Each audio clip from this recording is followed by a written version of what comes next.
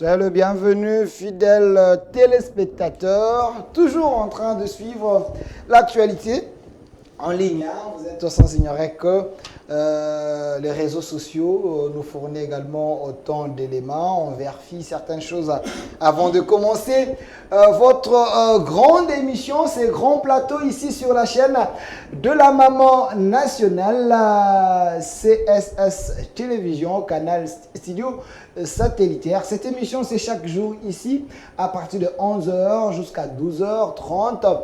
Rediffusion 22h. Chaque jour, nous recevons les têtes bien faites de la République pour décrypter les grandes lignes d'actualité. Ce matin, je suis accompagné de la grande équipe de cette émission. Je vois à la régie finale, Monsieur Rigen, l'homme de la rigueur. Monsieur Rigen, ça va? Voilà, côté son, je vois Monsieur Sacré qui est en train de faire les nécessaires pour que vous soyez bien servi à la maison. Sacré, ça va? Derrière la caméra, la seule dame sur ces plateaux, moi je pense qu'elle va se marier cette année. Esther, ça va? Ouais, il faut dire amen. Hein? De l'autre côté, je vois Monsieur Moussengo, un garçon très intelligent qui fait bien son travail derrière la caméra. Moussengo, ça va? Voilà, votre rendez-vous commence. Sur ces plateaux, je suis avec Monsieur Benoît Yolama, lui qui est cadre du PPRD, parti cher à Joseph Kabila, Kabongé, le sénateur à vie. Selon le secrétaire général Ferdinand, secrétaire permanent, Ferdinand, il avait dit Kabila peut revenir encore au pouvoir, rien ne l'empêche. Monsieur Benoît Yolama, soyez le bienvenu. Et merci pour l'invitation, chef. Voilà, de l'autre côté, il y a la présence de Maître Gédéon Kolela, lui qui est éclectique. Il est également communicateur de la République UCOR, coordonné par le président Fumu Toto Basanga, l'homme de la troisième voie. Monsieur Gédéon Kolela, soyez le bienvenu. Merci beaucoup, monsieur Delphin. Je profite de l'occasion pour saluer Benoît Yolama. Je salue aussi tous nos techniciens et aussi ce plateau qui m'a manqué il y a quand même quelques temps. Et voilà, et je vous remercie vous personnellement pour cette marque de confiance de nous lancer une invitation. Voilà pourquoi nous sommes venus pour contribuer avec notre offrande afin que la République puisse avancer. J'aime bien quand je vous invite, je sens souvent la science si vous êtes là et surtout si Benoît Yolama est là. Dans quelques minutes, il y aura la présence de Monsieur Focas Koukelemena, politologue de la République. Il est cadre du Nouvel Élan, parti cher à l'ancien Premier ministre Adolphe Mouzi, tu feras son entrée. Et aussi Monsieur Mike Gardi, Diana, analyste politique, il fera également son entrée sur ces plateaux. Mais cela ne nous empêche pas de commencer notre émission. On va parler de l'actualité. Il y a quand même des sujets importants qu'on va aborder dans cette émission.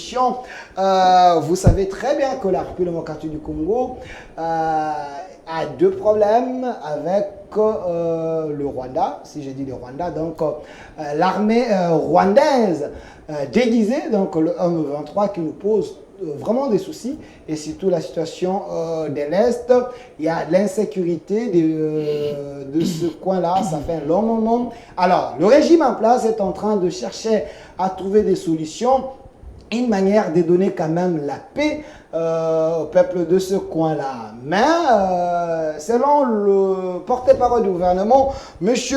Mouyaya, qui avait dit, le président Kagame, c'était un président hypocrite qui cherche à faire du mal aux Congolais en envoyant ses armées ici, déguisées, CNDP, il y a autant d'armées qu'il a à citer, mais cette fois-ci, la RDC ne va pas céder à ces manœuvres-là. Il n'y aura pas de brassage avec le M23 car selon plusieurs sources, on sait que le M23 c'est une branche de l'armée rwandaise. Sur ce, le président rwandais a parlé au Bénin. Il a dit qu'il y a des terres rwandaises ici en République démocratique du Congo. On se pose la question.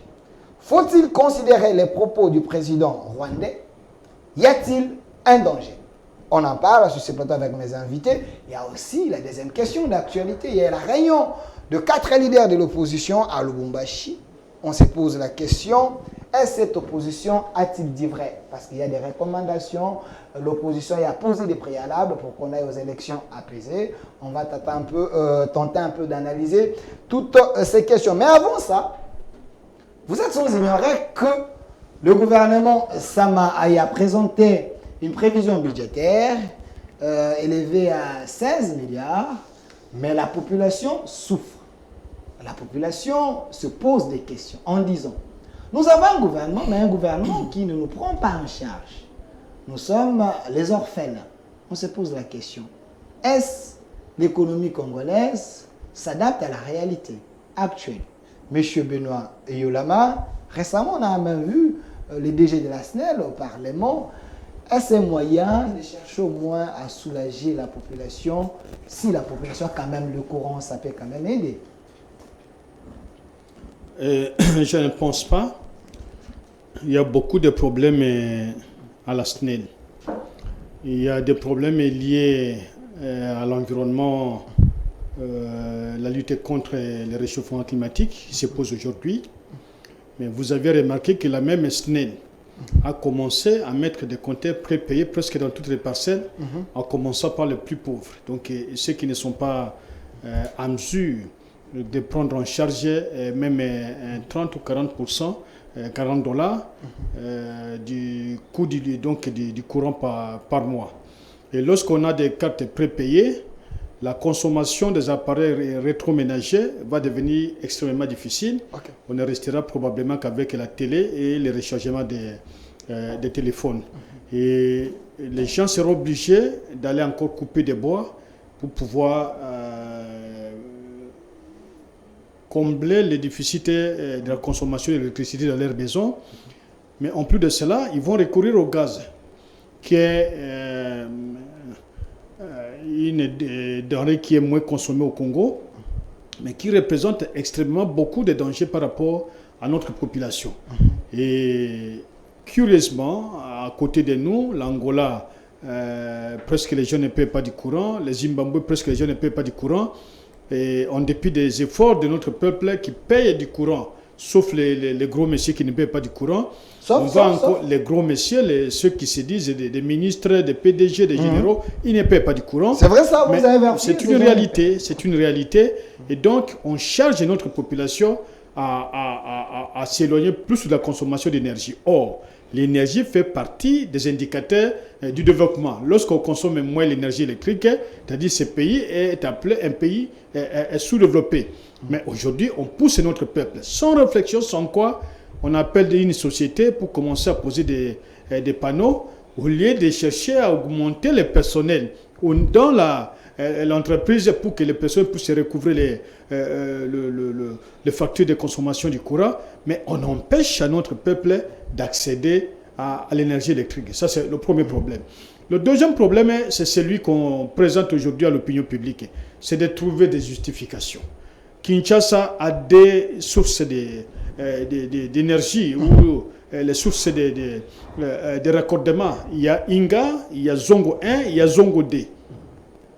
Avec cette capacité du courant, je ne vois pas comment on ne peut pas alimenter tout Kinshasa. Et l'argent qui entre tout le mois sur le plan interne, sans prendre des sociétés qui fraudent sur le plan international des nations qui n'ont pas encore payé, la SNEL devait déjà être en mesure de donner le courant à tous les citoyens de la capitale, probablement, mais principalement.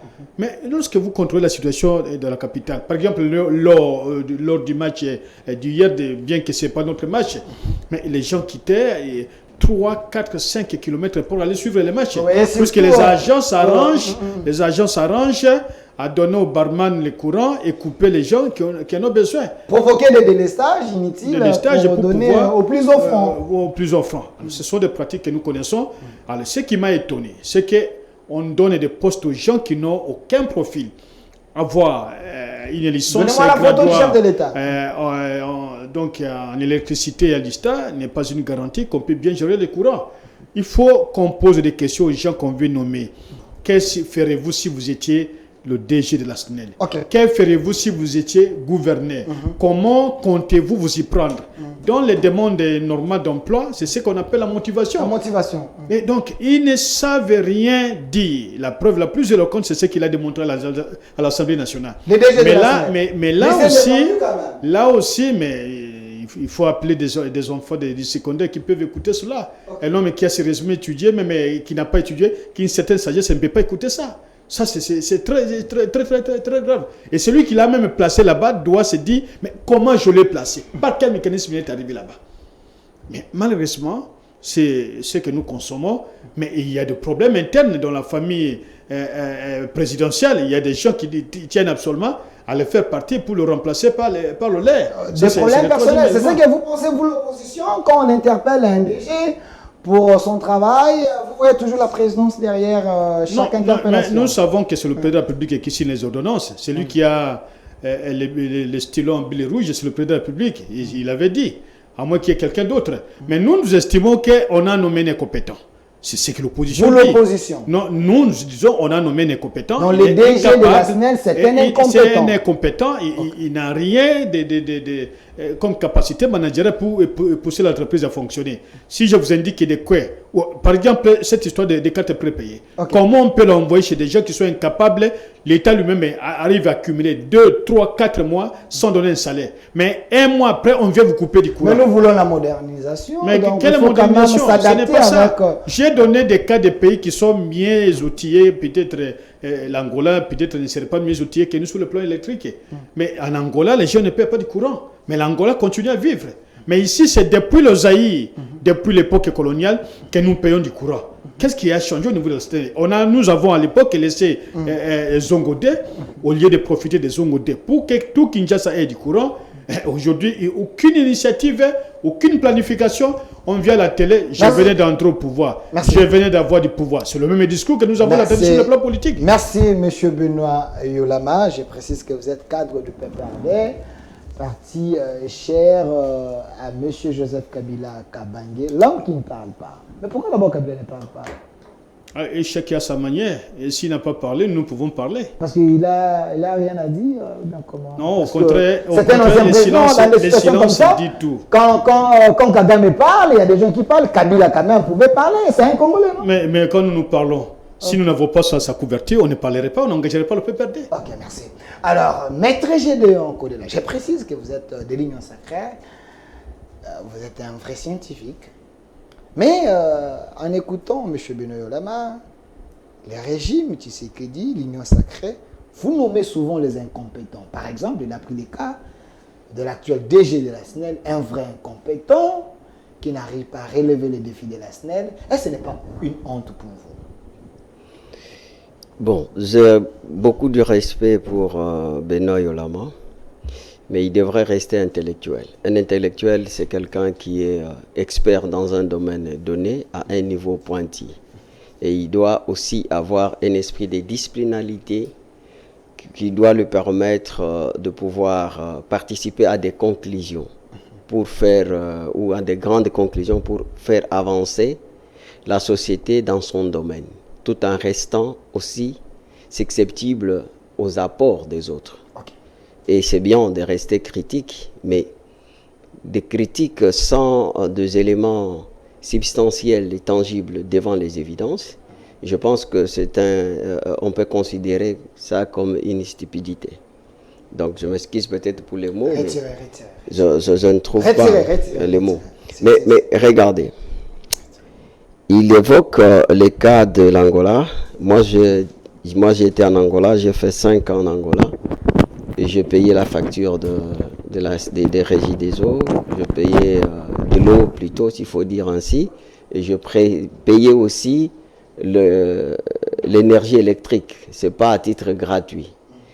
Maintenant, Benoît Yolama oublie, ou encore c'est par mauvaise foi, qui ignore que c'est à leur époque qu'il y a eu cette loi de transformation Monsieur des entreprises. Prenez place. Parlez, continuez. J'attendais qu'il y a eu cette réforme de transformation des entreprises publiques en sociétés commerciales.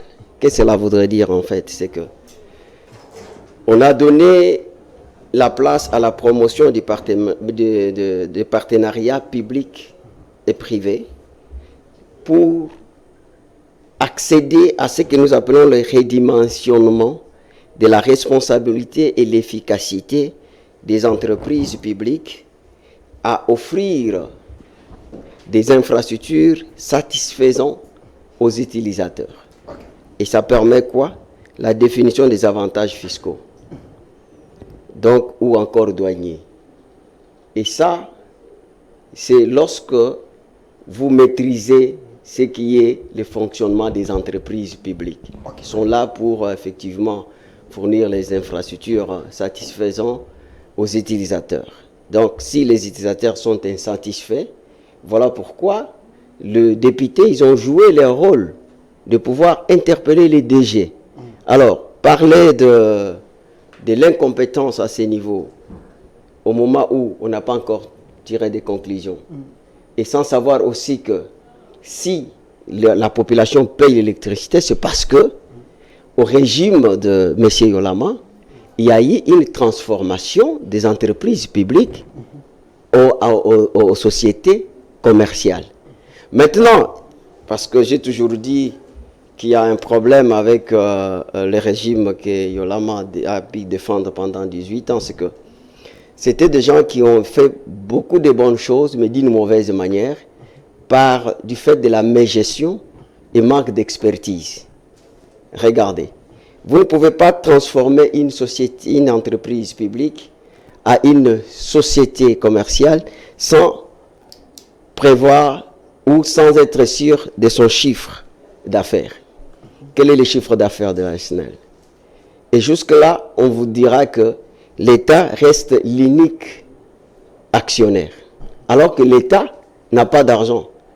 C'était l'objectif pour lequel l'entreprise a été transformée en société commerciale, c'est-à-dire qu'il fallait mettre cette société sous le régime concurrentiel, ce qui n'a pas été possible. Vous voyez? Alors, maintenant, et ça pouvait permettre quoi? La création des mécanismes de garantie en encadrant les opérateurs économiques qui sont impliqués dans le montage et dans le montage ou le pilotage. Cela voudrait dire quoi? Cela voudrait dire qu'en principe, nous devrions avoir d'autres actionnaires privés qui devraient en principe aider à l'efficacité de la promotion des infrastructures pour satisfaire la population. Et ça n'a pas été le cas. Donc aujourd'hui, du fait pour la SNEL de continuer à garder l'État comme l'unique actionnaire, ça pose déjà problème à ce niveau-là. Donc, du fait pour la SNEL de ne pas être sous le régime concurrentiel, on se demande que cette transformation a servi à quoi. Donc, il faut, donc ça c'est une solution, des réformes prioritaires qui doivent créer l'écosystème structurel pour que le service, en fait, pour satisfaire cette population, comme les soucis de président de la République. J'apprécie que vous êtes des liens sacrés. J'avais annoncé la présence de M. Phocas Koukelemena, le politologue de la République. Il est cadre d'un grand parti politique, le Nouvel Élan, parti cher à l'ancien Premier ministre Adolphe Muzito. On parle des questions importantes. Il y a d'abord la question, il y a eu le propos du président rwandais, on va revenir sur ça. Il y a la déclaration des leaders de l'opposition, on va en parler, mais il y a quand même une question pertinente. Vous avez vu, récemment, on avait interpellé les DG de la SNEL. On se pose la question, quel est le vrai problème de la SNEL? C'est la politique qui manque? C'est le problème de manager ou c'est le problème de la société? Vous savez, pour moi, d'une manière générale, je peux vous répondre sans étancher votre soif. Ok. Pourquoi?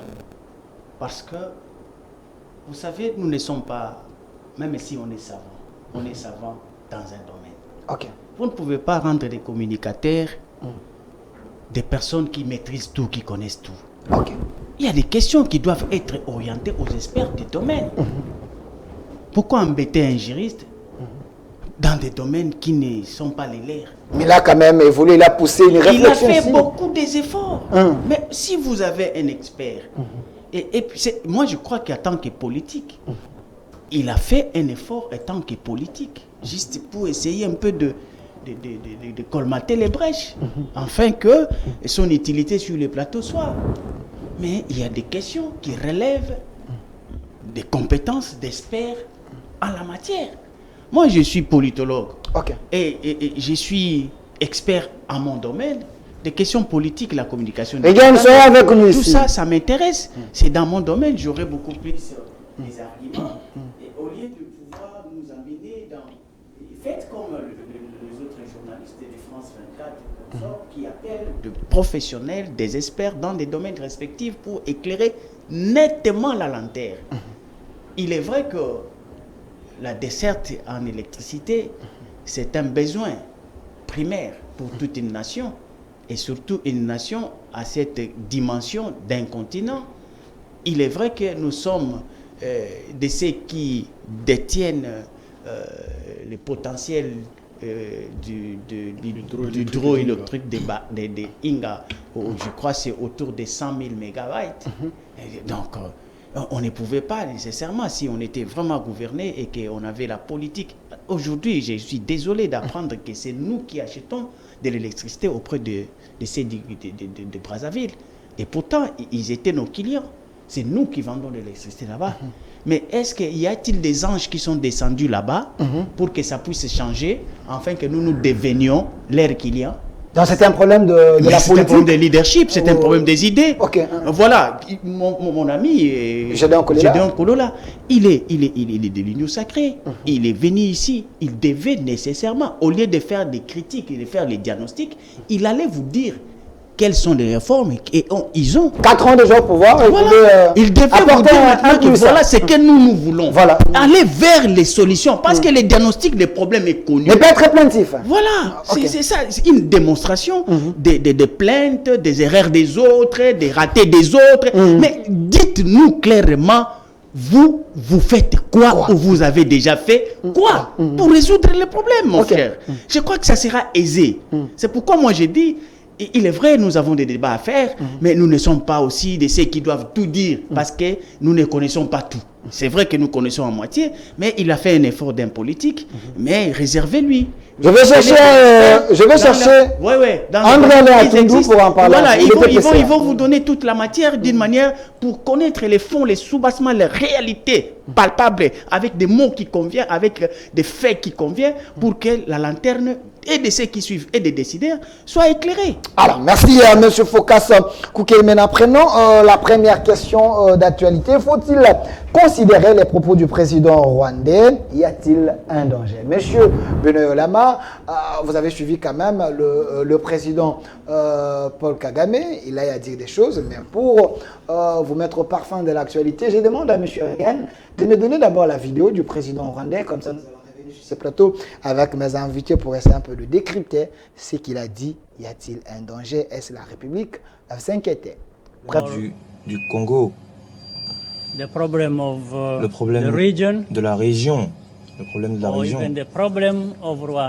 ou même le problème encore du Rwanda, n'est pas le M23, je suis désolé.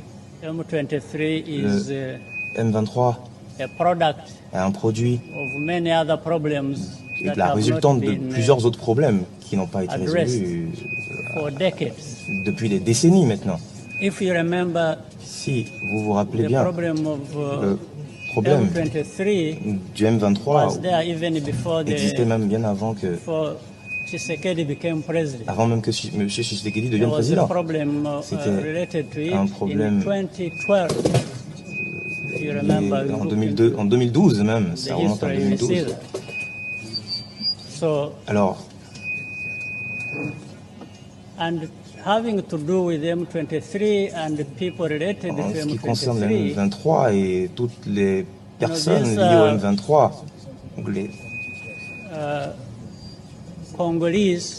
Congolais, qui ont bénéficié donc de l'héritage rwandais, les frontières qui ont été bâties durant la période coloniale ont affecté, on va dire diviser nos peuples. Il y a une partie donc du Rwanda qui a été donnée à l'est du Congo, le sud à l'Ouganda, etc.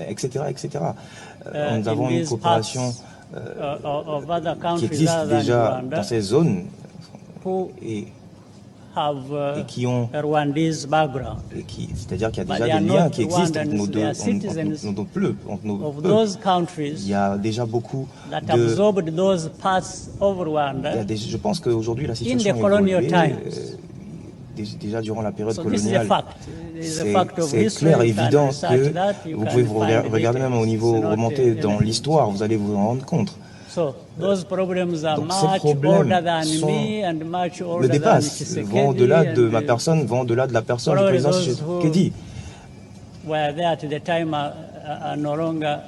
Je pense même que toutes ces personnes qui étaient vivantes à cette période-là ne sont plus de ce monde. Donc je pense qu'aujourd'hui, ces peuples ont renié donc leur lien avec le Congo. Et quand je me rappelle donc la situation en 2012 où il y a eu des attaques, où il y a eu cette attaque armée, c'est là le début de l'histoire. Donc nous n'avons pas bien géré la question et aujourd'hui nous sommes en 2023, 11 ans après. Le problème existe toujours. Voilà, merci des retours sur ces plateaux. Alors, monsieur Benoît Elama, vous venez d'écouter le propos du président rwandais, c'était au Bénin. Il a dit des choses. Il semble qu'il y a un problème. Il y a un problème dans l'histoire. On avait mal partagé les frontières. Il y a des terres rwandaises en République démocratique du Congo. Vous êtes un vrai scientifique. Est-ce le président rwandais a-t-il dit vrai? Que l'opinion me permette que je fasse un petit crochet dans la première partie de l'émission sur le propos de Gédéon Kolela. Je crois que en respectant Yulama, vous auriez été plus humble que de reconnaître que la gestion de la chose publique n'est pas très bonne. Puisque en vous écoutant, j'ai l'impression que tous les déboires du pouvoir n'ont qu'une seule justification sur le pouvoir de Joseph Kabila Kabange. Mouzé avait géré le pays pendant 3 ans, pratiquement 3 ans, mais il y a eu des transformations. Il n'en avait pas fait autant d'écho comme vous le faites aujourd'hui. Et lorsque vous parlez de la réforme des entreprises publiques dans les droits commerciaux, aujourd'hui on parle du droit WADA, le professeur Kandi nous disait que l'État n'est pas commerçant. Mais il y a eu des livres qui ont été écrits par 2 professeurs congolais. Il y a Vundoye Tepimako qui a écrit un livre sur la transformation des entreprises publiques que je peux vous recommander d'aller chercher. Il est encore vivant. Et il y a le professeur Clément Kabange qui a assuré tous deux sont certainement du droit public interne, mais il a aussi écrit sur la transformation des entreprises congolaises. C'est cette idée, avec la demande de la communauté internationale, qui a fait qu'on sorte du statut des établissements publics ou entreprises publiques à des entreprises publiques, mais entre parenthèses, on a mis la notion commerciale. Et moi, le problème n'est pas à ce niveau, même s'il y avait transformation. Mais vous avez un DG que vous mettez qui ne connaît rien sur la planification de la SNEL, mais il vous dit qu'il a été à l'ISTA. Et un DG qui arrive, qui ne vous donne aucune projection sur la gestion de l'entreprise publique. Mais vous le laissez, vous croyez que c'est nous qui avons tort et c'est vous qui avez raison puisqu'il est là. Certainement les gens qui passent dans son bureau prendre de l'argent, qui ont raison et non le peuple qui pleure. C'est cela que vous êtes en train de justifier. Mais nous vous épargnons de cela. Nous connaissons la chanson. La chanson, ce n'est pas nous, c'est les autres. Et nous l'acceptons et c'est à l'opinion publique de juger. Sur Kagame, je suis révolté. Je serais même d'accord, je vous avais déjà même proposé que vous puissiez appeler le professeur Ndaïwel. Même Eliki Mbokolo, certains sont déjà morts, il y a d'autres qui sont encore vivants, qui ont une maîtrise presque parfaite de l'histoire, puisqu'ils l'ont enseigné et au Congo et en dehors du Congo. Et il n'y a pas longtemps, j'avais suivi la conférence de presse du professeur Ndaïwel. Il avait démontré que si, en termes de terres, c'est plutôt le Congo qui devait réclamer des terres, et au Rwanda et à l'Ouganda. Mais le grand problème, c'est que M. Paul Hitler Kagame. Paul Hitler Kagame, okay. Pourquoi les Allemands le soutiennent, pourquoi l'Occident le soutient, c'est puisque Kagame est en train de développer les pensées de M. Hitler. Donc, une tendance expansionniste. il a exprimé clairement. Hier, il s'est caché derrière RCD, derrière CNDP, derrière M23. Demain, après-demain, même si on négociait, on arrivera à M24, M25, simplement parce qu'il voudrait avoir les terres au Congo. Et lorsque j'ai revu la vidéo de Mosé Laurent Désiré Kabila, Mosé Kabila, en tant que prophète politique, il avait déjà signalé que la démarche du Rwanda n'était pas d'accompagner le Congo comme nous on l'entendait. Puisque quand Mosé demande que les Rwandais rentrent chez eux, nous avons vu le Bizima Kahara. Nous avons vu Chibanda, l'actuel ministre de la recherche scientifique. Nous avons vu les Munyampenda, Jean et les autres. Ils ont traversé la frontière avec les Lés. Et quand Kagame vous dit que nous avons une population qui reste au Congo. Quand vous parlez de Chibanda, s'il vous plaît, quand vous parlez de Chibanda, c'est l'actuel ministre. Le ministre de la Recherche scientifique qui était le ministre de la Défense. Quand Moussa chassait les Rwandais, lui aussi il était parti avec les Rwandais. Donc, nous supposons qu'il est Rwandais. Alors, et c'est le même qui sont revenus au pouvoir, je ne sais pas par quel mécanisme. Et quand Kagame vous dit que nous avons des populations qui sont restées au Congo, il ne parle pas de l'immigration. Il ne parle pas des populations qui auraient traversé en 1974. Il ne parle non plus des populations que les Belges ont amenées, donc les Congolais ont accepté vers 1984. Il ne parle non plus certains qui sont venus par des mécanismes que Kigali a développés. Kigali est en train de décimer, donc tuer des Congolais et les remplacer par des populations rwandaises. Et Kigali déjà, dans sa préparation, de faire des revendications territoriales d'une manière tout à fait interne, a poussé ses frères qui sont dans l'armée, dans la police, au gouvernement congolais et dans les différentes structures de l'État, c'est le même qui vont faire cette revendication sur le plan interne qu'on n'est pas aimé au Congo, qu'on nous donne nos terres. Mais les autres ne comprennent pas. Le pouvoir actuel ne veut pas comprendre. Nous avions dit que Kagame n'était pas un frère. Le président l'a serré à la main, que c'est mon frère. Mais maintenant, le frère de notre président nous réclame des terres, voudrait prendre nos terres pour qu'il puisse soit élargir son territoire, soit créer l'entreprise. Et donc, il m'a tout dit, comme Mouzel l'avait dit, il n'y a que des éventualités. Mais là, la guerre, elle n'est pas déclarée contre le pouvoir. C'est une guerre qui est déclarée contre notre peuple, puisque notre peuple ne cédera jamais. Merci. Et vous avez vu l'engagement des jeunes au niveau de Goma, au niveau de Bukavu, à Tsangani, un peu partout vous avez occupé. Hier comme RCD, hier comme MLC, hier comme CNDP, hier. Et curieusement, les mêmes sont prêts au Parlement. Ils ne parlent même pas, ils sont prêts au Parlement.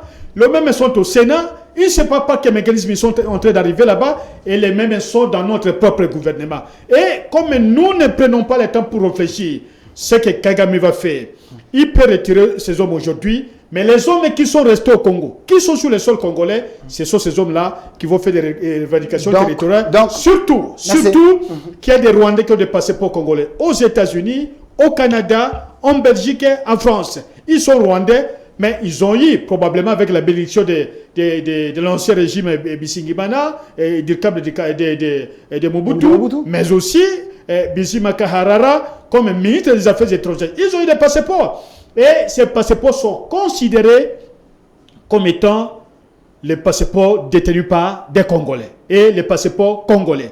Et si cela, la démarche là va continuer, et j'ai compris pourquoi même les services de sécurité qui allaient cacher les documents qu'on a transmis au président de la République a probablement fait fuiter ça sur les réseaux sociaux. Merci. La crainte de la balkanisation du Congo. Mais si vous permettez, je peux chuter. 5 secondes. Alors, et vous voyez une combinaison linéaire entre Kampala et Kigali.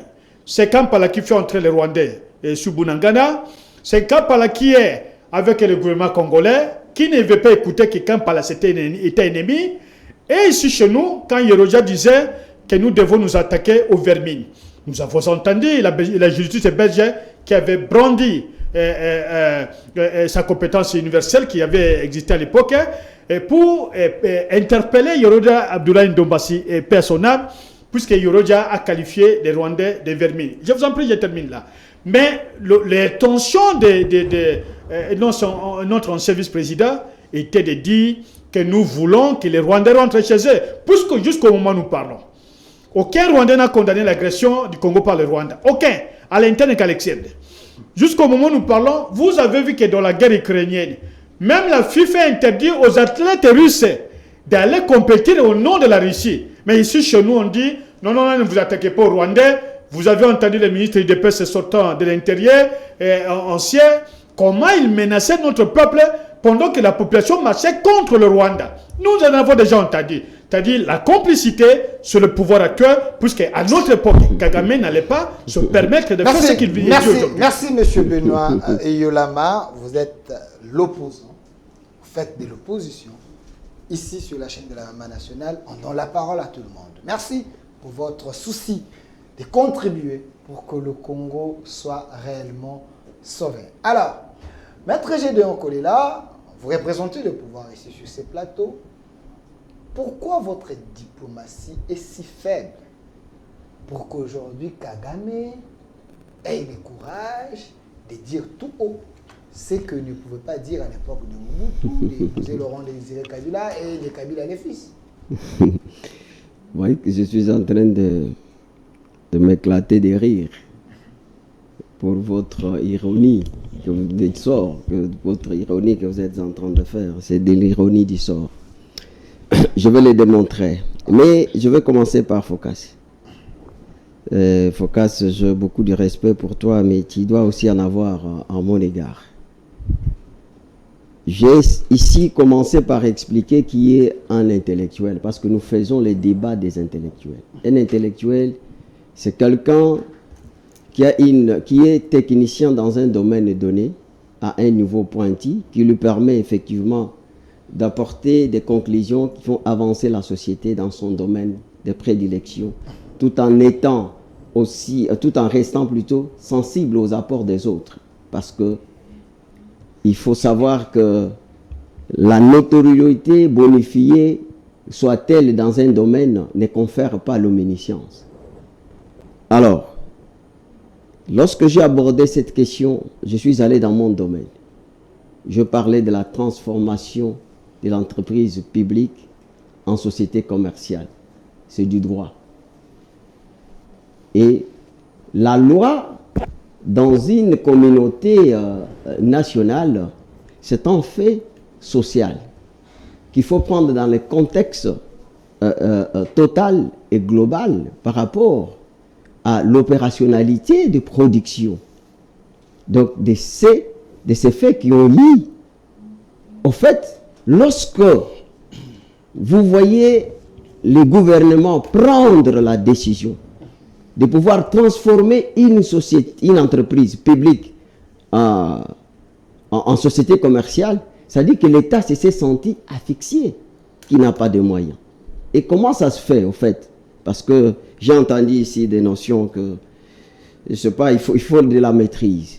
Nous sommes dans une période où on parle de la mondialisation qui paraît être le triomphe de la social-démocratie ou des socialismes, où toute l'économie planifiée a échoué, que ce soit dans l'Europe de l'Est, que ce soit dans l'Europe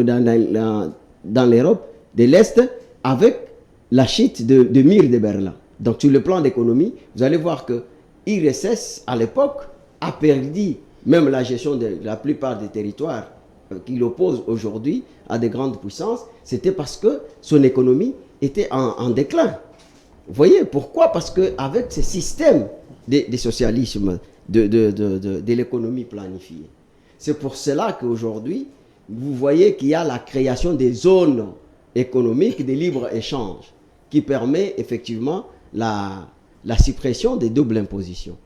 Et qu'est-ce qui se fait? Qu'est-ce que cela voudrait dire? Cela voudrait dire tout simplement qu'aujourd'hui, effectivement, ce qu'il dit, en d'autres termes, que l'État-providence qui était créateur d'emplois, entrepreneur, ce temps ici est déjà révolu. Aujourd'hui, nous sommes dans les partenariats publics et privés pour le redimensionnement de la promotion, de l'efficacité, de la responsabilité d'un service public, donc satisfaisant, pour donner des infrastructures satisfaisantes aux utilisateurs. C'est ce que j'ai développé en ce niveau. Donc, il ne faudra pas venir, peut-être, vous ne m'avez pas suivi, pour dire Non, les communicateurs qui viennent parce qu'il faut parler. Non, écoutez, je suis dans une question que je maîtrise. Et je suis même, donc, assistant de ce cours ici. Donc, ça fait longtemps que j'assiste Bakane déjà. Donc, vous comprenez? Il faut savoir se respecter. Ce n'est pas quand on vient, parce que vous avez une dent contre les communicateurs, que vous pouvez commencer à saper sur moi, avec beaucoup de légèreté. Ça, je ne supporte pas. Et la fois passée, c'est toi qui demandais à ce qu'il y ait des respects mutuels. Il faut commencer par me respecter. Donc, c'est un domaine que je maîtrise. Parce qu'on parle d'électricité. On parle même de la politique de l'énergie électrique. Avant Tshisekedi, il faut analyser. Il y avait combien de pourcentages en dessert électrique et aujourd'hui, il y en a combien? Donc, pour votre gouvernement, je vous dis. Donc, avant Tshisekedi, toute la partie d'Nsele, là-bas, terre jaune et consort, il n'y avait pas d'électricité. Mais aujourd'hui, c'est parmi les gens qui ont l'électricité 24 heures sur 24 heures. Donc, ce n'est pas un débat où nous sommes venus pour analyser. C'est parce qu'il faudra commencer par faire d'abord la lecture donc, commémorative du passé qui fait partie de notre histoire pour voir où est-ce que Tshisekedi a trouvé donc l'énergie électrique, où en sommes-nous aujourd'hui. Donc, alors, s'il faut un débat élaboré pour ça, on peut venir. C'était que les arrières. Évolue avec la question. Messieurs, observation. Messieurs Louyolama, je n'ai pas compris, monsieur Olama. Je m'étonne aussi de cette indignation à géométrie variable. Entre celui qui a appelé frère et celui qui a été accompagné. Lui-même a dit. C'est lui qui a été accompagné. Qui a trompé tous les Congolais, y compris lui-même. Vous dites? Donc, c'est lui qui a trompé tous les Congolais, y compris lui-même. Mais c'est Mouzé. Mouzé Laurent Désiré Kabila. Okay. Ici, il vous parle de Bizi Makara et consorts. Qui nous a dit que les Bizi Makara étaient des Congolais? Vous voyez? Donc, moi, je ne pensais pas que cette question de la déclaration de Kagame pouvait donc nous partager et nous puissions avoir un langage de l'opposition et du pouvoir. Parce qu'ici, c'est notre destin commun qui est menacé. La patrie. Vous voyez, qui est menacé. Mais ici, il est en train de vous faire une lecture où il charge le pouvoir en place et vous dit, mais regardez, soyons honnêtes. Okay. Soyons honnêtes. Parce que Bizi Makara, qui l'a amené ici? James Kabarebe, qui a amené ici? Et qui ont accepté cette infiltration?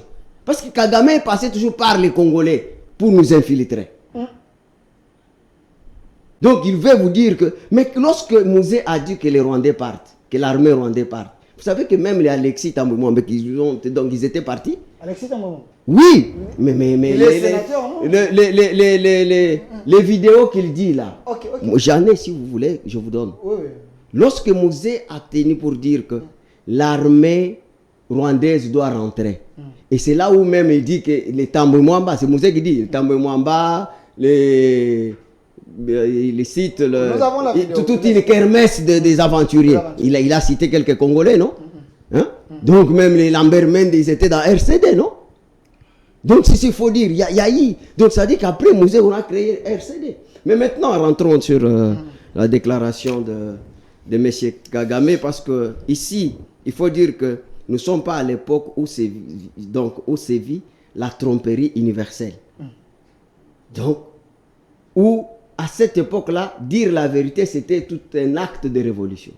Donc, messieurs Kagame, aujourd'hui, vous savez qu'il y a eu un temps... un saut dans l'histoire, j'aimerais que vous puissiez les rencontrer dans ce qu'il a dit. Oui, mais c'est ce que j'ai dit. Il ne faut pas rester dans les sensationnels. Non, moi je ne suis pas là. Écoute, M. Kagame a fait une très mauvaise lecture. Mauvaise? Et il se trompe même. Okay. Pour parler que il y a des terres rwandais qui se trouvent sur le territoire congolais. Il se trompe, il a fait très mauvaise lecture. Et d'ailleurs, lui-même, en disant cela, M. Kagame est sur le banc d'accusés où il plaide coupable au lieu de plaider non coupable. Pourquoi je l'ai dit? Okay. Regardez. Lorsque même vous prenez l'histoire, n'allez pas loin. Prenons l'histoire où l'Allemagne a attaqué le Congo belge à l'époque. Et que le 1500 militaires congolais sont allés pour défendre les territoires. Donc, je vous dis que le Rwanda, Tanzanie, Burundi, Ouganda étaient sur les sols, donc c'était les sols congolais. Il fallait qu'il y ait des négociations qui ont eu liées en Belgique pour que la Belgique cède donc cette terre ici, Rwanda, Burundi, à l'Allemagne. Alors, M. Kagame, d'ailleurs, il a vidé les subsistances des revendications de M23. Maintenant, nous nous demandons, parce que ici, M. Kagame, pourquoi avoir créé RCD? Là, nous parlons le même langage, peut-être. Pourquoi avoir créé... Kagame avait créé le RCD? Non, mais écoute, Mwanga Chouchou, ok. il vient d'où? Mwanga Chouchou était venu avec Mouzé, non? C'est parmi les gens qui ont accompagné Mouzé pour avoir le pouvoir au Congo. Le Mwanga Chouchou et les autres là? Oui, il y a eu donc le Mwanga Chouchou, il était le patron de Sesanga et consorts, tout c'était la RCD. RCD qui est devenu CNDP. CNDP aujourd'hui. Oh papa, mais c'est connu, c'est une histoire, c'est le passé qui fait partie de notre histoire, c'est connu. Merci. Donc c'est connu. Même les Mendes étaient dans RCD. Moi je ne suis pas ici parce qu'on parle de tel qui est dans l'union sacrée. Non, nous parlons de l'histoire qu'on doit léguer à nos enfants. Ils doivent savoir, la vraie. Alors, il y a un problème, c'est-à-dire, M. Kagame doit comprendre que nous sommes à l'époque où il y a des instances judiciaires au niveau international. Pourquoi avoir tué les Congolais pendant tout ce temps? Parce qu'il nous dit aujourd'hui, le M23, ce n'est pas ça le problème des sous-régions. Le problème est ailleurs, c'est le problème des terres. Alors que le problème des terres, il appelle même la Belgique. C'est-à-dire que donc la Belgique, les gens qui ont écrit l'histoire, en 1885, on a tracé en 1910 aujourd'hui. Donc, on a tracé les frontières. Mais ces gens-là existent, ces pays-là existent. Il y a des instances où il devrait, lui, se plaindre pour qu'on voit si c'est possible. Mais pourquoi avoir tué les Congolais? Donc, M. Kagame, aujourd'hui, il est venu même dédouaner. Donc, tu sais que dont on dit ici qu'il a vendu comme on disait, que non, il est en complicité avec les autres. Mais vous dit que cette histoire même de M23 a commencé avant que Tshisekedi devienne le président. Merci. Nous avons suivi avec vous. Merci, maître Gédéon Collège. Je vous ai laissé. Quelles sont les responsabilités des faits dont on reproche Tshisekedi? Merci. Et pour chiter, non, je vais chiter par là. Parce que vous avez commencé par la provocation. Aujourd'hui, si Kagame, qui était un aboyeur inaudible, qui ne pipait aucun mot, parce que tous les accords qu'il a cherchés, il les a obtenus. Et qu'aujourd'hui, on l'a dit, pas question de négocier avec M23. Mais c'est comme ça qu'il est devenu furieux. Merci. Alors, monsieur Foucault, c'est la diplomatie. Calmez-vous, agissante. Okay. Oui. Merci. C'est la diplomatie qu'il a fait entrer. Qu'il a fait parler. S'il vous plaît, je vais donner suffisamment de temps au politologue de la République, monsieur Focas Koukélemena. Faut-il considérer les propos du président Vandé comme un danger permanent? Est-ce Kagame a raison ou pas? Merci beaucoup pour la question, mais laisse-moi répondre par rapport à ce que... Et les arriérés. Ouais. Okay. Je vais essayer un peu de partir de là pour que nous puissions nettoyer le climat avec une atmosphère de sérénité pour parler République. Okay. Donc, il faut le retenir, je suis très poli. De deux, je n'ai pas cet esprit conflictuel. Je ne crois pas t'avoir offensé quand j'ai pris ma parole. J'ai juste dit aux journalistes de commencer à faire comme ses collègues de France 24 qui, dans des domaines bien précis, appellent des experts. On peut être intellectuel, oui, je vous le concède, mais un intellectuel n'est pas un expert en tout et pour tout. C'est-à-dire, il était question de la situation, de la gestion de l'entreprise. Il n'était pas question de la réforme. Parce que vous aviez fait allusion à ce qui s'est passé entre l'Assemblée nationale et les gestionnaires.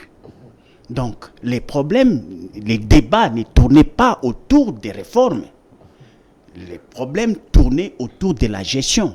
Or, la gestion, pour les SNEL, c'est la production, la planification, les transports et la distribution. Tu vois?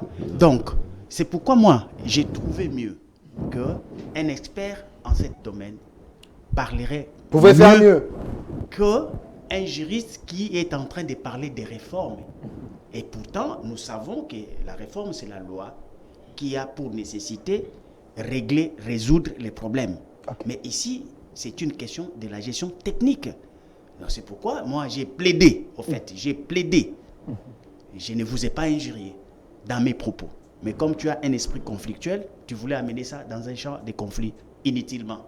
Mais je vous concède cet élan-là. La question de la communication. Mais il faudrait que nous puissions comprendre d'abord qui a communiqué, en quel moment il a communiqué, okay. Où est-ce qu'il a communiqué, à qui il s'était adressé. C'est un président de la République en exercice d'un pays qui a pour superficie 6 798 km², c'est-à-dire la dimension de la ville-province Kinshasa, 2 fois et demi. Son pays vaut 6 fois notre province de Bazouélé, par exemple. Et si vous pouvez comparer ça au Chopo, le Rwanda peut faire 8 fois la province de Chopo. Et c'est un pays qui ne regorge que 13 millions d'habitants. Mais vous savez qu'ici, à Kinshasa seulement, pour épargner les restes des provinces, les 25 provinces, Kinshasa seul tape sur sa poitrine 15 millions d'habitants. Donc le nombre des habitants de Kinshasa sont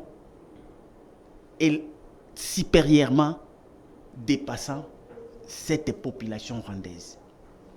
Mais il faut le concéder, parce que c'est un président de la République qui a prêté serment. Politologiquement, cela se justifie. Un président de la République, quand il prête serment, il promet aux populations de pouvoir aller chercher les moyens pour leur survie, même si cela se trouverait en enfer. Et parce que c'est un engagement.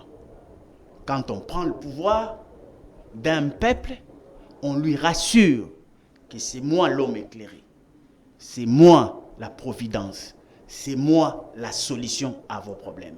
Est-ce qu'il y a-t-il un problème au Rwanda en ce qui concerne leurs terres?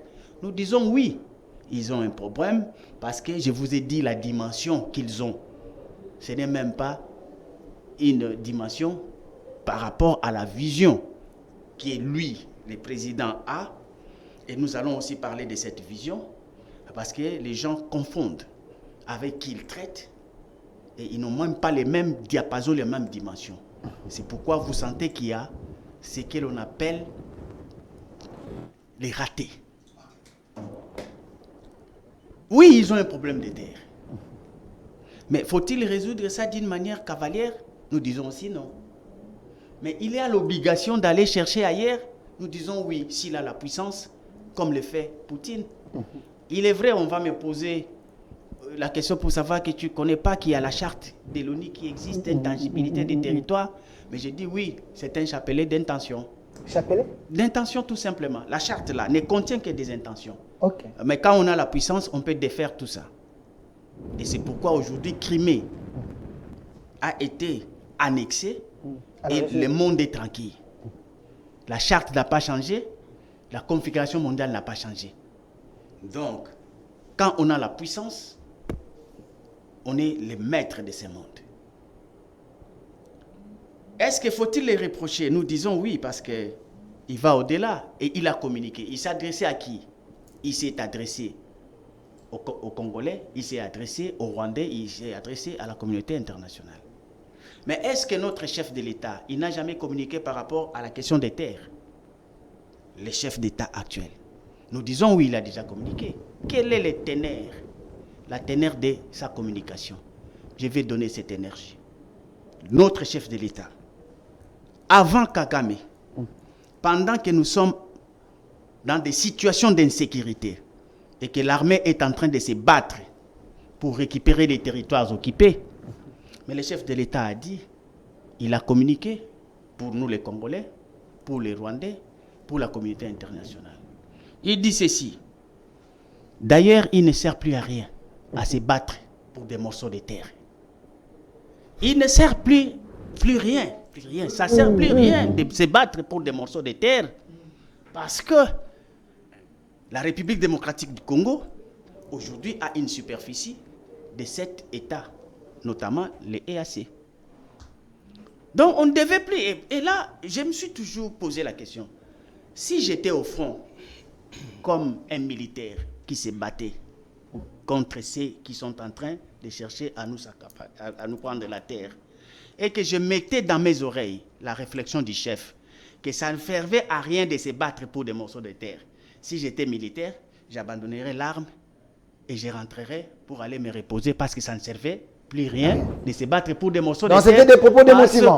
Parce que la République démocratique du Congo est devenue plus grand qu'avant. Donc il y a cet État. Mais la même question a engendré une sous-question. Est-ce que c'est pour autant que notre président est devenu président de cet pays?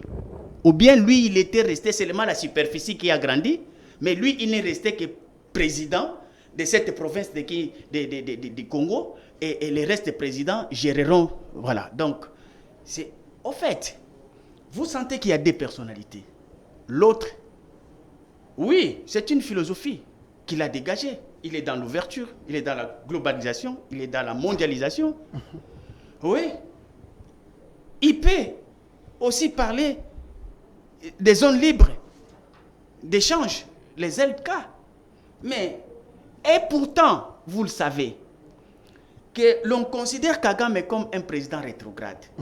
Mais un président rétrograde qui considère que la souveraineté d'un État, même si en face d'une mondialisation, soit telle, on ne peut pas ignorer ses frontières, on ne peut pas ignorer l'intangibilité territoriale. Mais il a opposé un argument, parce que notre chef a communiqué avant lui. Pour notre chef, ça ne servait plus à rien de se battre pour des morceaux de terre. Et sur ces, Kagame veut récupérer maintenant... Mais Kagame dit, lui, il n'est pas question de ne plus continuer à se battre. Moi, je dois me battre. Okay. Moi, je dois me battre. Parce qu'il y a un besoin réel. Okay. J'ai une population qui est prospère, avec une démographie galopante. Et il est soutenu par qui? Parce que vous parlez de la diplomatie. Il y a un président, Sarkozy, qui a dit ceci. Écoutez l'énergie. Il est temps. Nalinga le dit que tango et coquille. C'est maintenant. Il n'a pas regardé le passé, il dit maintenant. Pour que nous puissions faire quoi? Nous allons faire des choses pas d'une manière conjoncturelle. Pas d'une manière aléatoire, mais nous allons faire des choses d'une manière durable, afin que ça puisse rester. C'est quoi ça? Il donne la communication. Il est temps pour que les Congolais puissent accepter de partager leur territoire avec les Rwandais, parce que le Rwanda a une population très dynamique. En dehors des territoires, ils doivent aussi accepter de partager leurs richesses avec leurs voisins. Et ça, on appelle ça politique étrangère d'un État. C'est ça la diplomatie. La diplomatie signifie un mécanisme, un moyen pour exprimer une politique étrangère d'un État. Merci. Alors, quand vous avez 10 secondes. les discours de Kagame, quand vous prenez les discours de Sarkozy, est-ce que vous ne trouvez pas qu'il y a un rapprochement, qu'il y a une vision, une même pensée? Et quelle est la direction de cette pensée? C'est pourquoi on nous amène dans l'insécurité pour nous créer des situations de dialogue. La finalité, c'est quoi? C'est l'article 217 qui doit entrer en musique pour résoudre cette question. L'article 217. Voilà. Dis quoi? Mais Gédéon, il est juriste, il peut te dire, parce que j'ai la parole, je n'aimerais pas freiner mon élan.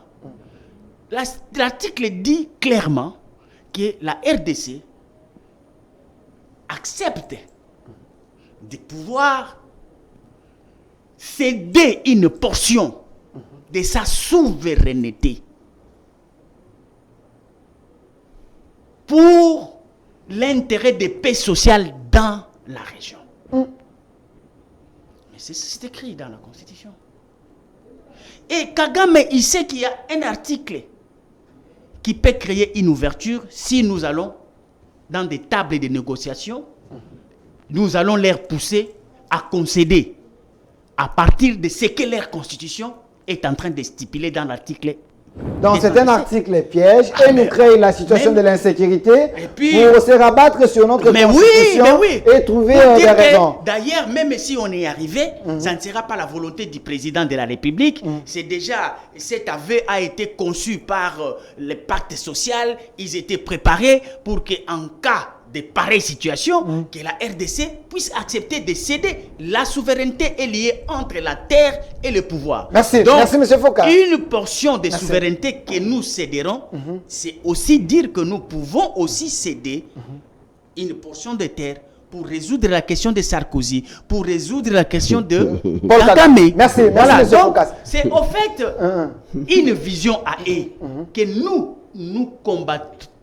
Et nous allons combattre ça avec l'énergie qu'il nous faut, sans compter la nature des régimes, sans compter les noms de présidents que nous aurons. Comme un peuple, nous allons barrer cette route. Je vous ai dit qu'ils ne sont que 13 millions de personnes et nous sommes à 120 millions.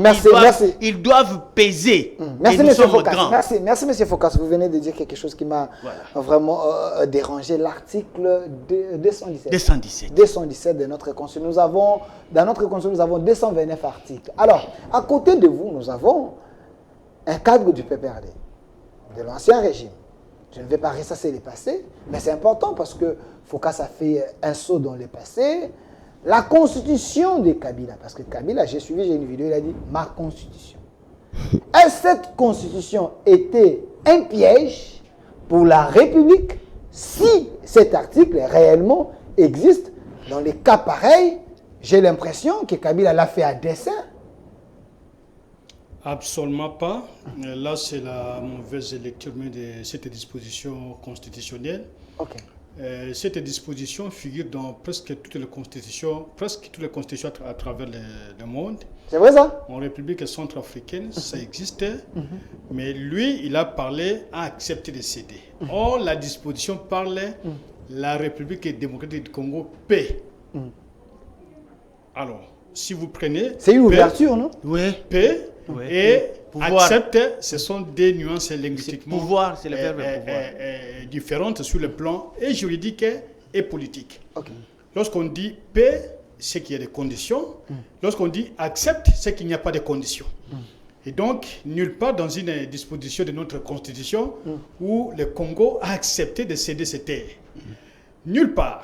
C'est-à-dire, par exemple, sur la souveraineté. Vous avez l'article là, vous avez la constitution. Oui. Vous pouvez nous lire ça. Oui, cherchez ça déjà. Ok. Par exemple, pour la monnaie. La monnaie, c'est un domaine de souveraineté. Oui. Si aujourd'hui le Congo accepte d'adhérer dans une zone monétaire, par exemple CFA ou je ne sais pas quel IMOA ou consort, le Congo cédera une partie de sa souveraineté en faveur de la communauté. Mais ça ne sera pas pour la paix. Ça, c'est sur le plan international. Ça ne sera pas pour la paix. Au niveau de l'Union européenne, vous avez vu un peu partout. Et ça, ce ne sera pas pour la paix. Il faut lire jusqu'au bout. Je vous en prie, Fokas. Merci. Cette disposition ne sera jamais présentée par les Rwandais. J'aurais souhaité que Fokas analyse la chose d'une autre manière, parce que je voulais rebondir aux propos qui ont été avancés par Gédéon. Et je crois que l'opinion c'est pertinemment. Que ce soit Tambwe Mwamba, que ce soit Mendo Malanga, que ce soit Ondekane, que ce soit Dr Ilunga, que ce soit tous ces gens. Ilunga. Hein? Dr Ilunga. Il y avait des Ilunga, il y avait Dr Ilunga, il y avait un autre Ilunga. Tous ceux qui ont fait partie du RCD, je crois il y a une trentaine de personnes ou quelques sur les documents d'Arusha, en Tanzanie, où les documents étaient signés pour la première fois avec Mosé. Ces gens n'ont pas traversé le même jour que Mosé chassa le Rwandais. Absolument faux.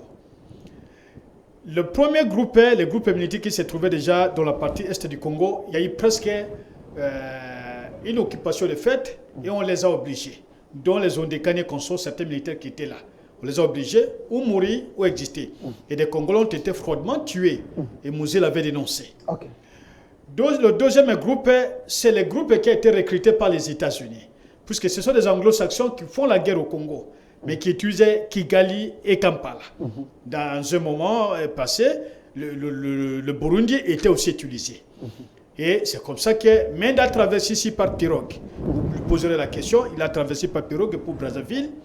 Et c'est la pirogue qu'il avait pris pour traverser à Brazzaville. Jusqu'au moment de l'arrivée de la FIDE, il était ici à Kinshasa, probablement du fait qu'on avait ravi sa Jeep 4x4 qu'il avait acheté lorsqu'il était devenu déjà vice-premier ministre des Transports et Communications dans le gouvernement Kengo.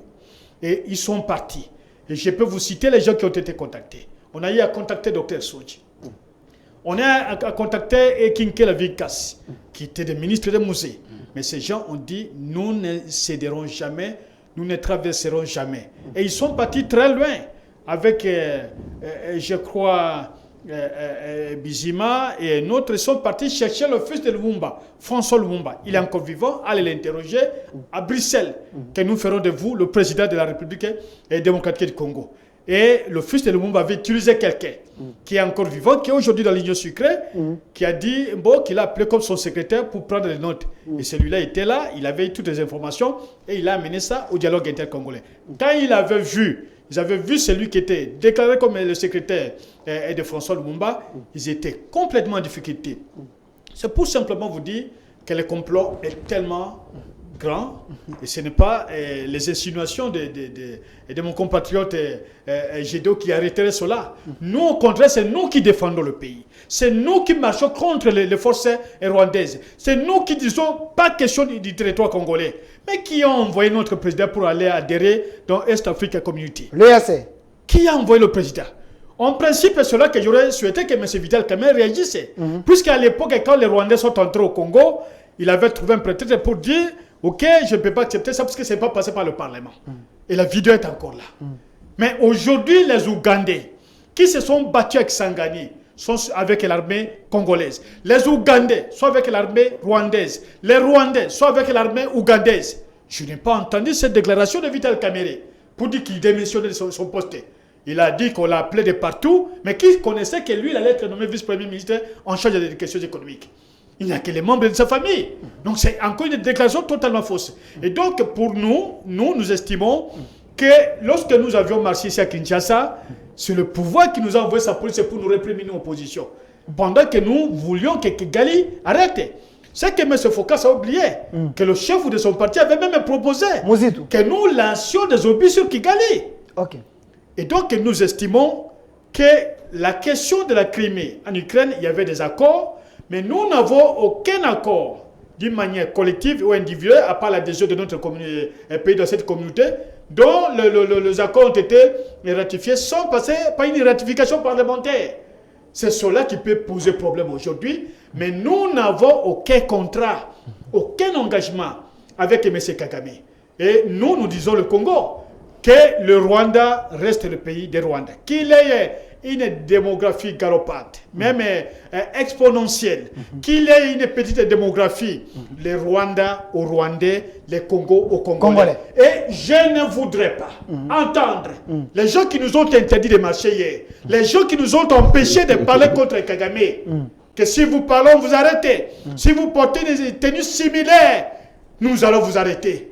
Que ces gens-là, c'est maintenant qu'ils doivent expliquer au peuple comment Kagame peut avoir ce courage. Merci. Et sur le plan diplomatique et sur le plan international, M. Focas, nous avons l'Union africaine, qui est même une commission paix et sécurité. Nous avons l'Union européenne, qui a toujours donné des leçons des droits de l'homme aux Congolais. Nous avons les Nations Unies. J'entends peut-être aujourd'hui, le mercredi, que la MONUSCO tienne le point de presse pour dire qu'elle condamne ces propos de Kagame. C'est notre pays. Tout ce que vous donnez comme gesticulation, explication sur le plan pratique ne tiennent pas, étant donné que le Congolais n'aspire pas à la division de leur pays. Or, les Ukrainiens, il y a eu un contrat, un accord, que cette partie, c'était comme une forme de zone tampon. Ce sont des Russes qui sont là, mais ici, chez nous, ce ne sont pas des Rwandais qui habitent. On tue les Congolais, pas les Rwandais, pour transplanter les Rwandais sur le sol congolais. C'est chaque jour que nous avons ces informations. Ce que nous devons dire au pouvoir, c'est d'abord de chasser tous les Rwandais qui sont au gouvernement. Il faut prendre ces risques. Chasser tous ceux qui sont au Parlement. Il faut prendre ces risques et chasser tous ceux qui sont dans nos services. Que ce sont eux qui vont faire des revendications territoriales sur le plan terre pour dire que nous avons traversé, on n'a plus de racines. Mais si vous partez à Kigali, le jour où il y a eu le tour du Congo de cyclisme africain ici, il y avait un Roubero qui avait couru ici à Kinshasa. Kaboul est encore là. Et chacun de nous se posait la question. Mais les autres disent qu'ils ne sont pas rwandais, qu'ils ne connaissent plus leurs ancêtres. Mais les noms continuent chez eux. Moi, je n'oublie jamais mes grands ancêtres parce que je les ai connus par la tradition orale. Nous, on n'a rien à donner aux Rwandais. Les Rwandais doivent rester chez eux. Et le rêve de Kagame va s'arrêter comme le rêve de Hitler. Alors, monsieur Gédéon Kolela, essaie un peu de nous lire l'article 217 de la Constitution. Mais monsieur Reagan, je vais le lire. S'il vous plaît, monsieur Reagan, donnez-moi la photo d'Ambon. Je sais pourquoi j'ai demandé la photo d'Ambon. Mais prenez la question. Je vais le lire. D'ailleurs, c'est important qu'il ait évoqué ça. C'est vraiment important. Mais la question, c'est pourquoi je vous avais dit ici que donc, c'est pas un problème. C'est notre destin commun qui est menacé par rapport aux déclarations faites par Kagame. Alors, et ça ne peut même pas nous diviser. Alors, la question d'abord, vous allez lire la question. Ne pensez-vous pas qu'il est temps qu'on aille dans les postes de commandement les Congolais des pères et les mères? Tout à fait. Nous avons eu à piroguer sur cette question pour dire que c'est une proposition. Parce qu'il y a les infiltrés.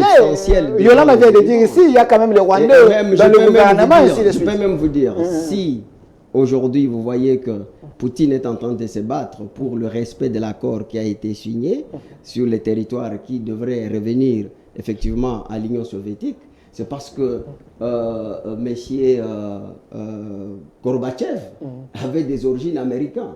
C'est dans le cadre de l'espionnage qu'il a été imposé comme le président et que le décor qui a été planté de la shit a eu lieu facilement. C'est par l'espionnage. Et que nous, c'est important. Vraiment, il faut un débat responsable par rapport à ça, mais pas avec les émotions, pas avec des passions. Donc nous devons nous passionner, parler de la République. Donc, bon, je pense que Monsieur Focas a fait une lecture avec les défauts de la perception, c'est-à-dire qu'il a utilisé la rhétorique des halos où il prend un élément juste pour développer parce qu'il veut charger effectivement le président de la République, juste parce qu'il ne partage pas les mêmes aspirations profondes et quoi. C'est un débat républicain, pas de problème. Oui, non, mais je n'ai pas dit le contraire.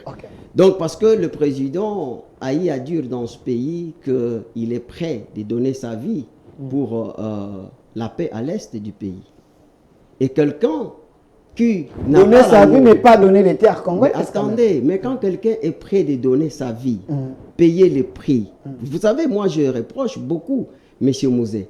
Mais Mouzé a donné une réponse à toutes ces erreurs qu'il a fait. C'est-à-dire qu'il a payé un prix. Il a dit, même si vous me tuez, je l'accepte, mais vous aurez d'autres musées qui ne vont pas vous donner cette occasion d'avoir les terres congolaises. Ça n'a pas commencé aujourd'hui, c'est connu. Bon, maintenant, je voudrais apaiser vraiment monsieur Focas pour dire, le président à plusieurs reprises, il a eu à faire des déclarations pour dire aucun iota de notre terre sera cédé. Et il se bat pour ça. Et quelqu'un, et président de la République, sur le plan diplomatique, c'est lui le seul, depuis Mobutu, qui a réussi aujourd'hui la suppression de notifications préalables pour les achats d'armes. Et quelqu'un qui n'aime pas son pays, quelqu'un qui ne se bat pas pour ça, donc il ne pouvait pas arriver à ce niveau-là. Vous voyez? Le président de la République aujourd'hui, au travers AFIDEX, nous sommes capables aujourd'hui de fabriquer nos requêtes type 12. C'est fabriqué à l'Ekassi. Ça n'existait pas avant, avec nos balles. Donc le président de la République, il a trouvé le président Kabila avec l'effort de guerre à 100 millions de dollars. Et lui, il ramenait ça à 400 millions, mais aujourd'hui, avec la loi de programmation. Donc, avec la loi de programmation, nous sommes à 1,6 milliard, alors que dans ce pays, il n'y avait qu'une seule institution qui avait les prétentions de gérer 1 milliard, c'était la CENI. Comprenez? Donc, pour Tshisekedi, ça, ce n'est pas, donc même on peut appeler que c'est l'évolution, ce n'est même pas de réforme, mais ça, c'est vraiment la révolution. C'est la révolution. Donc, dans le budget aujourd'hui, il y a 1,6 milliard qui est réservé pour le développement de notre armée. C'est pour ça que nous avons la politique industrielle où vous fabriquez les lance-roquettes. Okay. Donc, c'est une première. Oui, et autant de Mobutu, ça a essayé de faire, mais ce n'était pas comme aujourd'hui. C'est-à-dire que, dans l'entretemps... C'est une information que vous donnez aux opposants. Il y a les recrutements. Oui, il y a les recrutements aujourd'hui, qui n'ont jamais eu. Parce qu'une armée, quand il fait 20 ans, sans les recrutements, ça dit qu'il y a un problème de démobilisation. Donc, Focas connaît ça très bien.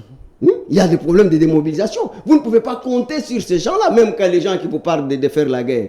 Et Focas, moi je les comprends. Focas est dans la vision réaliste, vision mondiale réaliste. C'est-à-dire que celui qui est fort s'impose. Alors que cette politique-là n'existe pas sur l'échelle internationale aujourd'hui, avec la naissance des instances... les instances telles que le Conseil de sécurité, il vous a évoqué ici. C'est pourquoi j'ai dit que donc cette question ne doit pas se résoudre par la voie des armes. Non. C'est vrai que donc l'armée doit jouer son rôle, mais ça c'est une question des droits internationaux qui doit être réglé. Donc est-ce que les traçages que nous avons aussi des frontières, en 1885 ou en 1910, donc ça a été tracé par voie des armes.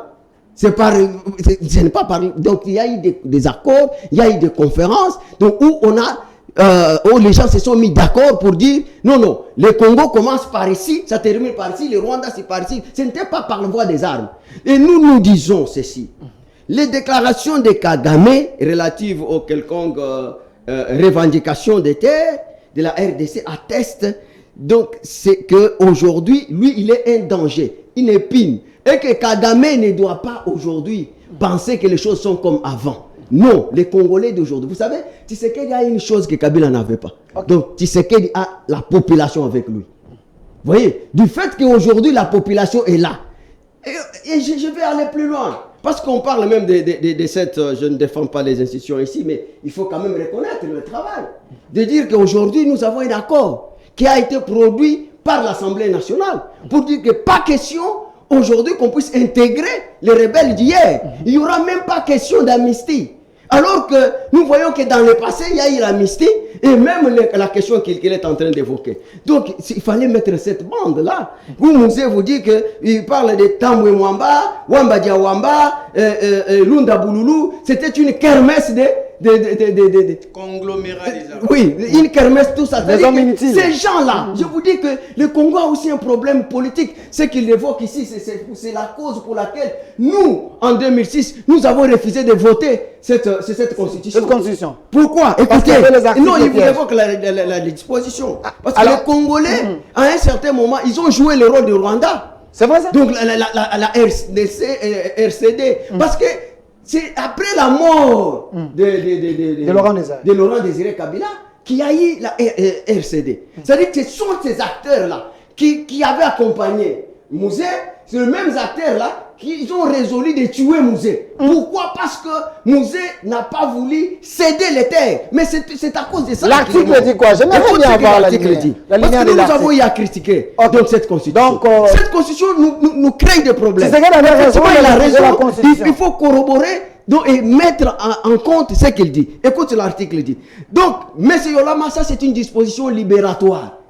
Et les droits logent dans les exceptions. Les détails. Donc, vous voyez, donc les droits logent dans les exceptions. On vous dit, l'article 217, les provinces telles que énumérées par l'article 2 de la présente Constitution. Là, vous êtes ailleurs.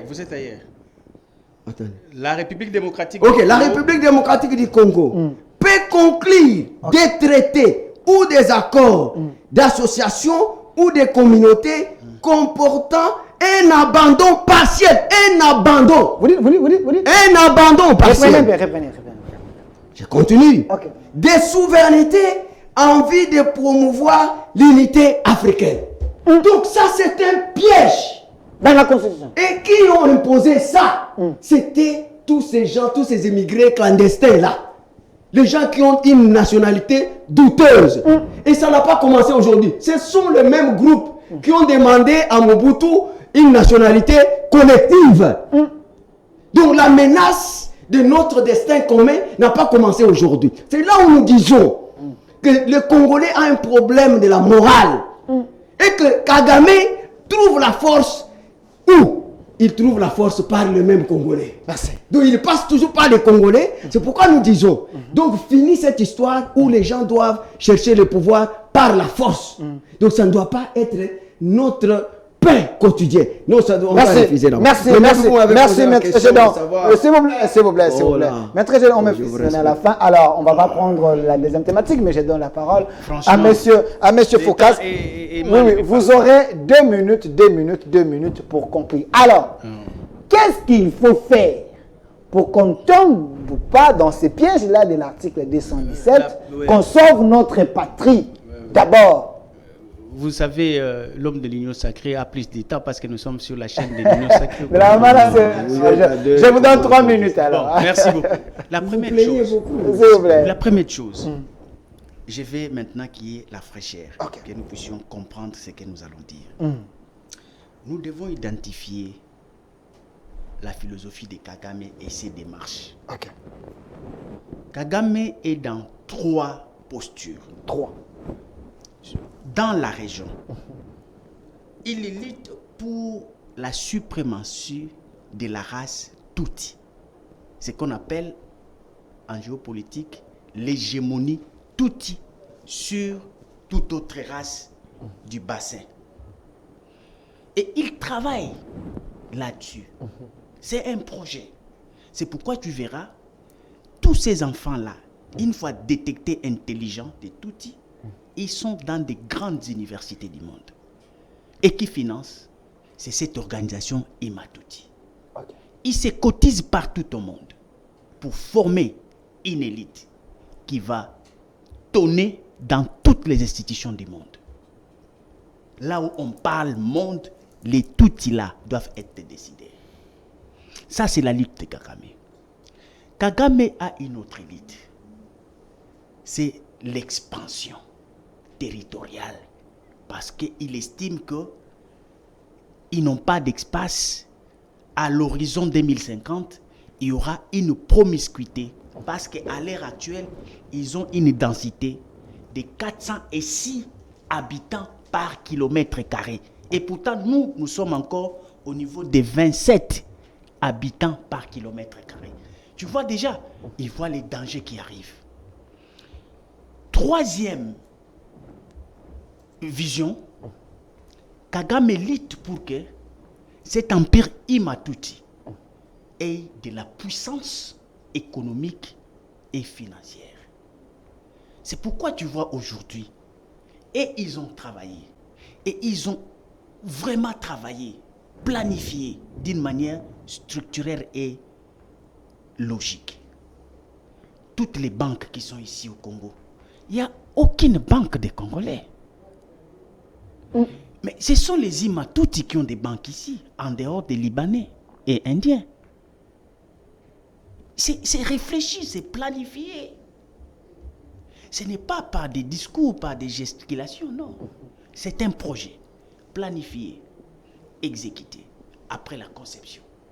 Mais aussi la balkanisation, parce qu'il sait que partant de la logique de la puissance, il lui sera difficile de matérialiser son plan d'extension. Cette guerre-là sera longue et ça ne se terminera pas. Il va mourir, il va laisser cette guerre. Il est conscient. Avec un État normal, c'est difficile d'atteindre cet objectif. En face, non, c'est difficile. Mais qu'est-ce que Kagame a fait pour atteindre la balkanisation? Parce que la balkanisation, c'est un projet qui a commencé avec les colons pour but de nous fragiliser et de nous prendre les parties des terres qui sont détentrices des minéraux stratégiques quand les colons voulaient organiser des sécessions pour créer des États indépendants, il n'a pas ciblé les Bandundu. Il a ciblé les Kasaï qui avaient de l'or et des diamants. Il a ciblé les Katanga où il y a du cobalt et consorts. Et aujourd'hui, vous savez, la guerre, c'est autour du coltan et c'est autour du lithium.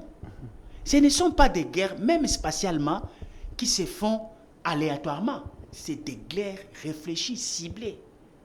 On ne se bagarre pas par hasard. Ça ne sera pas au Bandundu, ça ne sera pas dans les Bas-Congo. Dans les zones où il y a des minerais stratégiques. Mais l'infiltration, c'est quoi? 10 secondes. Je vais terminer par là.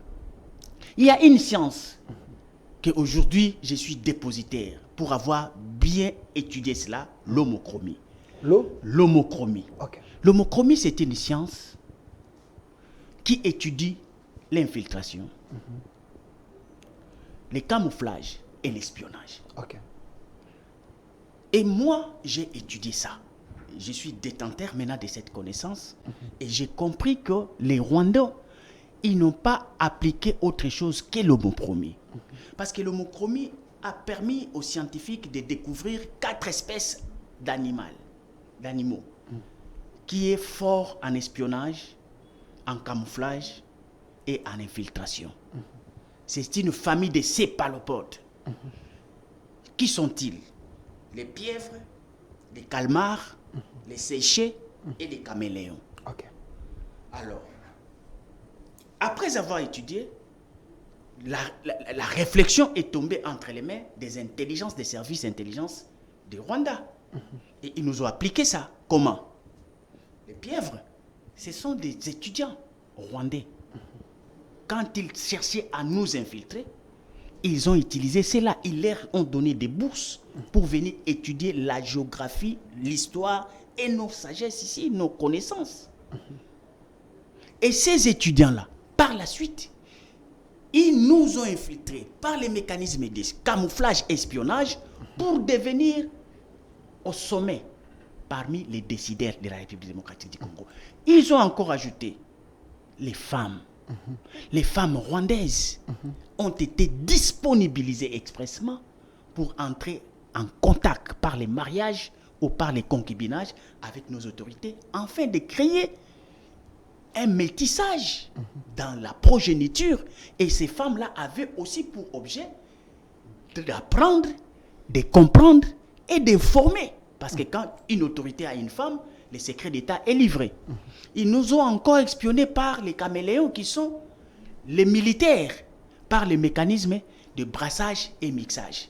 Donc, l'homochromie était bien pratiquée et ça atteint les niveaux. Merci. Pourquoi?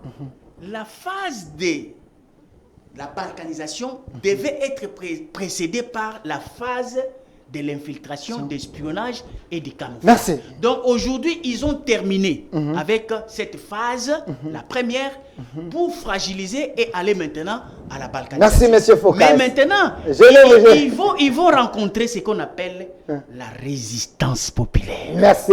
M. Focas, je veux vous chercher, organiser un grand plateau de scientifiques. Mais il faut payer. Même pendant il faut payer 2 ça. heures, que vous puissiez nous aider à avoir cela. Dites à madame, la grande dame, la première de la République, de pouvoir me payer pour ça. Pas de problème. Parce que ça, c'est la science, on ne ramasse pas. Pas de problème. Le message Ce sont est des passé. fruits de recherche et vous n'écoutez ça à personne. Le message est passé. Alors, politologue de la République. Merci, M. Focas. Alors, M. Benoît Olama, on chute avec vous. On retient quoi? Qu'est-ce qu'il faut faire pour sauver la nation? Je crois que la situation est devenue très dangereuse pour notre peuple, pour notre pays et pour l'avenir des nouvelles générations qui devront nous remplacer d'ici peu. Et, contrairement aux 2 lectures qui ont été faites ici sur l'article 217, l'indicatif est présent. Exploitez-les dans la linguistique, ce n'est pas la même lecture. Okay. P ne dit pas à accepter, nulle part. Une ouverture tout simplement. Alors, sur les banques, comme l'a avancé Focas, il y a plus de coopération. C'est dans les coopératives que le Rwanda est en train d'opérer ici. Et même notre ami, ministre des Affaires foncières, qui est en train de faire la politique de Kigali, qui attribue, M. Molendo Sakombi, qui attribue des concessions d'hectares aux citoyens rwandais qui se cachent derrière les aspects. C'est vrai ça? C'est vrai ça? Alors, maintenant, la solution, le Molendo Sakombi. Maintenant, la solution... mais lui, avant de donner des terres aux gens, est-ce qu'il ne peut pas aussi essayer un peu de veiller? Apparemment, Molendo est cité dans plusieurs dossiers un peu compliqués. Il s'est déjà arrivé au niveau du Parlement. Attendons ce qui sera décidé. Mais je souhaite que la théorie de M. Pierre Payan, sociologue et journaliste et écrivain belge, soit présentement appliquée. Le retour à la mère patrie de tous les Rwandais qui rentrent dans leur pays, parce que Kagame vit encore, principalement... Ils n'ont pas l'espace, comment vous voulez? Ils ont l'espace et je ne défends pas la cause que tente de défendre mon compatriote. Je ne fais que démontrer, je ne fais pas les... Je vous ai parlé de la colère de l'opinion publique, parce que les gens ne veulent pas entendre cela comme une justification. Les limites ont été déjà scellées. Nous n'avons aucun contrat, aucun accord avec Kagame où il demanderait nos terres. Nous allons nous battre. Et à l'époque de Mouzé, peut-être, Gédo ne connaît pas, en une journée, Mouzé avait rempli le stade des martyrs avec les volontaires. Le stade des martyrs était plein. Et tous les opposants avaient collaboré. Vous aviez dit qu'il y a eu une différence et tout, et patati patata. Je vous dis que les Congolais ont fait la guerre les 2 au 4 août ici à... Donc, les 12 août en Djili, ce sont des civils qui ont pris les armes blanches pour s'attaquer aux Rwandais pendant que les Zimbabwéens et consorts. Arrêtez la coopération avec les États Est-Africains, il faut que le président se retire. S'il ne le fait pas d'ici le 30 juin, il sera le premier complice de l'agression de l'occupation par les Rwandais. Maître Gédon, je termine avec vous. Le président doit se retirer. D'abord, je vais balayer cette question. Nous ne pouvons pas. Nous venons ici, vous voyez, Focas a fait une démonstration pédagogique. Nous venons ici pour enseigner ceux qui ont besoin d'apprendre. Vous savez, je vous ai toujours dit que la compétence pour le 21e siècle, c'est pour ceux qui acceptent d'apprendre, de réapprendre et désapprendre. Parce que nous sommes parfois victimes des anciens paradigmes. C'est un problème sérieux quand on est ancien. Donc, vous savez, il faut faire très attention. Ici, nous ne pouvons pas faire l'apologie de Kagame. Il faut savoir que ici, Kagame est aussi à la fin de son règne. Kagame n'a jamais parlé comme il parle aujourd'hui. Je vous ai dit que Kagame était toujours un aboyeur inaudible. Et aujourd'hui, il s'est rencontré aussi avec quelqu'un qui sait entretenir un peu de l'absurde lorsqu'on croit qu'il ne comprend rien, alors que donc c'est quelqu'un qui a toujours surpris d'une manière agréable. Donc, Tshisekedi nous a aujourd'hui amené dans les pistes où Kagame lui-même a dit que le problème ce n'est pas M23. Comment nous sommes arrivés là-bas? Vous pensez qu'il n'y a pas un travail, intellectuel? Il y a un travail qui a été fait pour que Kagame arrive à nous dire aujourd'hui que donc le problème ce n'est pas M23. C'est-à-dire que M23 ce n'est que donc une fiction créée pour justifier l'agression du Rwanda. C'est la raison pour laquelle il a signé à la place de M23. Et aujourd'hui, il fait la déclaration. C'est-à-dire qu'il y a un travail qui est fait. Donc, il faut comprendre qu'aujourd'hui, cette armée n'est pas comme une armée. Donc, de l'époque où il y avait l'infiltration sans qu'il y ait des interpellations. Les gens sont arrêtés. Et vous voyez même les Mwangachuchu sont en train de répondre. Mais défendus par un député de l'Union sucrée. Il ne faut pas confondre. Nous ne sommes pas comme vous êtes. Et alors, le problème des zones économiques de libre-échange. 5 secondes. Vous ne pouvez jamais, dans aucun pays ou dans le monde, quand vous créez une zone économique, il y a toujours ce qu'on appelle le bloc militaire. Donc, les États-Unis, sous le leadership, avec les 3 États et les 12, aujourd'hui sont à 30, ils ont créé l'OTAN. Et qu'aujourd'hui, il faut comprendre pourquoi les Ougandais sont venus. Parce que nous avons un problème avec les ADF. Pourquoi les autres, nous avons FDLR. Vous avez ces gens qui sont ici, les rebelles. Et les Ougandais, même. Et que les Kenyans devraient gérer. Et que l'Angola vient pour désarmer. C'est la première fois Donc on va créer les cantonnements. Donc pensez autrement.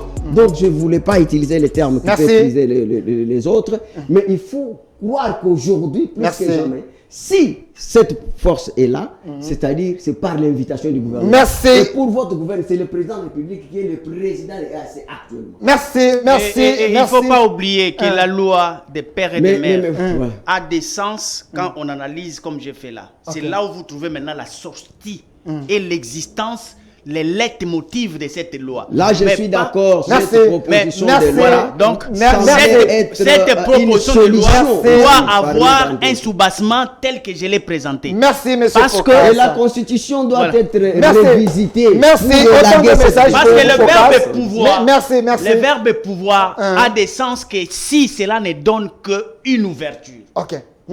Merci. Ça n'est fini pour aujourd'hui. Vous avez compris autant de messages. Hein. Les gens ont aimé la réflexion de Focas et l'intelligence dégagée par Gédéon Kolela. Et puis, le patriotisme dégagé par M. Benoît Yolama. Vraiment, le débat était équilibré. Merci d'avoir répondu à notre invitation.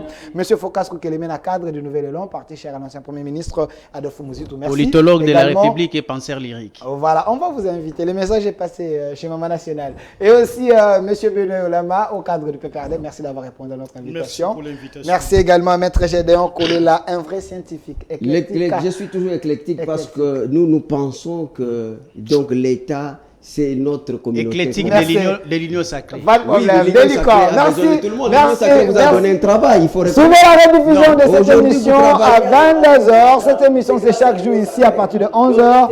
En direct, rediffusion 22h. J'étais accompagné de la grande équipe de l'émission, M. Rigen à la régie finale, M. Sacré Côté-Son.